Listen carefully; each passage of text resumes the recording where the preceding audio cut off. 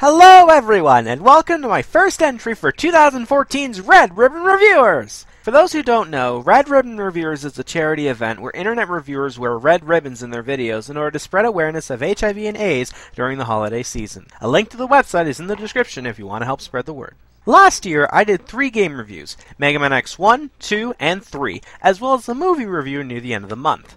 This year, I will be reviewing Megaman X4, 5, and 6, as well as a movie review of a Power Rangers holiday special. Which one? You'll see. So without any further delay, let's begin with Megaman X4! Unlike the last 2 games, there's no real time skip between the events of X3 and X4, so it could be assumed that this game takes place a couple years later. Regardless, in between games, another Reploid army was formed to counter the Maverick threat. They are known as Repliforce, who are allies with the Maverick Hunters. But they proved to be about as effective as Dr. Doppler's Maverick antidote. But aside from that, there's not really much of a prologue. So let's dive into the main story. As you start the game, you'll notice that you're given 2 story modes. One for X, and one for Zero. That's right, folks. After 3 games, you can finally play through the entire game as Zero! In terms of gameplay, Zero is a lot more different than how he played in X3. He ditched the Z-Buster in favor of a kick-ass samurai blade that cuts through enemies like a hot knife through butter. He's also a lot faster, and unlike X, who gets a new ability for his buster, Zero gets abilities for his sword as well as enhancing the abilities of his body, such as a double jump, an upward slash, and his own Giga attack! I flat out admit that in most of my playthroughs, I pick Zero's story over X's because he's so much fun to play. And even though X stays the same because of Capcom's rules, Zero has only one set of rules that he follows. X hasn't really gotten anything new since the last game, but the techniques he gets are pretty good, such as the ability to shoot baby stingrays, and even clone himself for a short period of time. But back to the story. X doesn't really get much of an opening story, but we find out in Zero's opening cutscene that he was actually created by Dr. Wily? But Zero's a good guy, right? But it looks like this moment of questioning will have to be put on hold, because the Sky Lagoon is under attack by Mavericks. After a great opening stage, we get introduced to 2 key members of Repliforce, Iris, Zero's supposed girlfriend, and the Colonel, Iris' brother, because why not? X and Zero proceed to question the Colonel on whether or not Repliforce was involved in the attack, to which Colonel denies, but when asked to return to the base for question unarmed, he refuses out of pride, kickstarting the events of the game. I gotta be honest, I can kinda understand where Repliforce is coming from. They were accused by their allies for destroying a city, so I can see why they would want to distance themselves as much as possible. Even if it does sound like a plan from Magneto. But at least they wouldn't do a Nazi salute. Okay then, now all we need is a Japanese person and an Italian, and this axis can be complete. But little do we know that behind the scenes, Sigma is pulling the strings. Yeah, I'm not too surprised he's back. We then get introduced to X and Zero's assistants. Double, a rookie hunter, and Iris. All they really do is give out the missions to X and Zero and don't really have much of a personality, which is actually kinda sad. This is a new console with a lot more data than an SNES cartridge, and they have a chance to flesh out more characters than ever before. Hell, I expected Iris and Double to be more fleshed out, since you see them every time you complete a stage, and with Iris' case, if she's supposed to be Zero's love interest, I'm interested to see how that happened, or see more interactions with each other, but we don't really get that here, and that's a shame. So, once again, it's your job to take down the 8 Mavericks, and I gotta say that this game has some really good Mavericks. Their stages are fun, the boss fights are good, and the powers you get from them are really fun to use. It's split into 2 parts in case it gets too difficult, and the music's really great. At least there's no spider. God damn it! Speaking of music, Capcom did a really good job with the soundtrack. Almost every song is filled with energy, it has a great beat, and is very addicting to listen to. Hell, sometimes when I'm working on projects, I'll listen to songs from this game to help keep the flow going. This is a case where I love to own the soundtrack of this game. It's that good. The sound effects were also pretty good. But there is one sound effect that I hate. X4 introduced a warning sound effect when you reach the boss room and make it stop! As for graphics, X4 looks really good for a 2D side-scroller. The backgrounds and sprite work are really detailed, it's a lot more colorful, and the effects are really great as well. It's games like these that showcase what the PS1 could do with its graphics engine.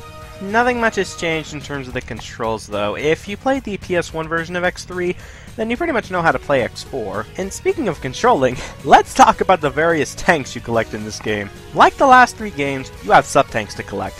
What has been changed though is the amount of sub-tanks you can carry. Instead of 4, you're now reduced to 2 sub-tanks. But on top of that, you also get a weapons tank to refill your weapon energy when it's running low, and you also get an EX tank that gives you 4 lives whenever you get a game over.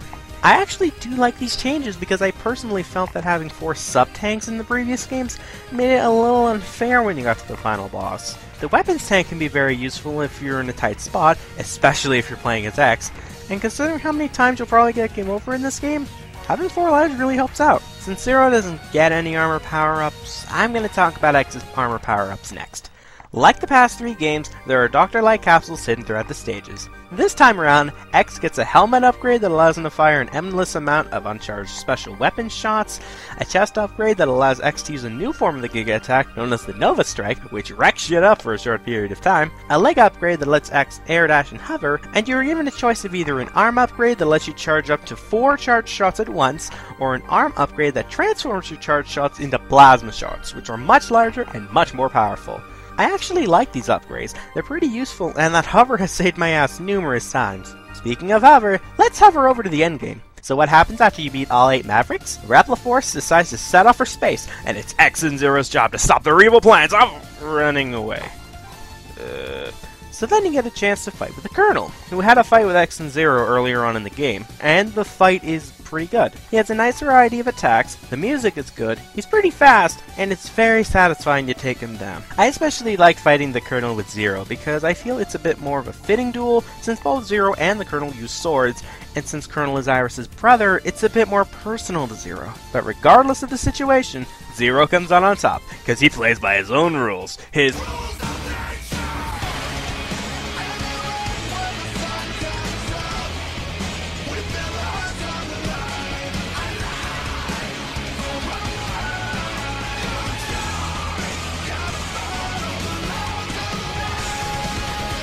So since the Colonel got ousted, Zero's gonna have an angry sister to deal with. Maybe then we'll see a goddamn personality with her. In the next stage, X gets betrayed by Double, and Iris betrays Zero, which is supposedly heartbreaking, but I know so little about this character.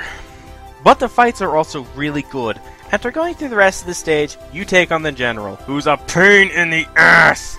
He has a very small hitbox, he's constantly moving, and it takes forever to kill him! But after you beat him and take on the boss rush, you find out one more revelation before the final boss. Zero used to be a Maverick and killed many Reploids. Sigma, the former leader of the Maverick Hunters, fought Zero and got his ass kicked. But when Zero's programming kicked in, Sigma knocked out Zero with a punch to the face, snapping Zero out of his Maverick state, but at the cost of Sigma becoming infected with the Maverick virus. After this revelation, it's time to take on Sigma. His first form is okay. You just gotta use Megaman Dragoon's weapon twice, then dodge the scythe.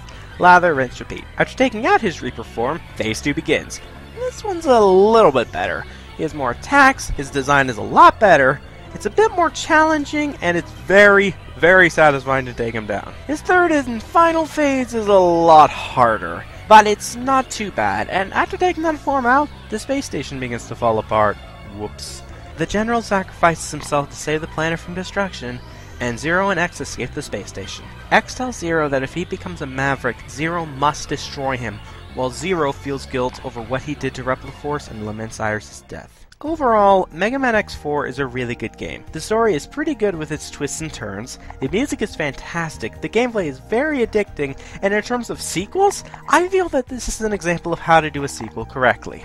So with the success of Mega Man X4, it was only inevitable that a sequel would be on its way.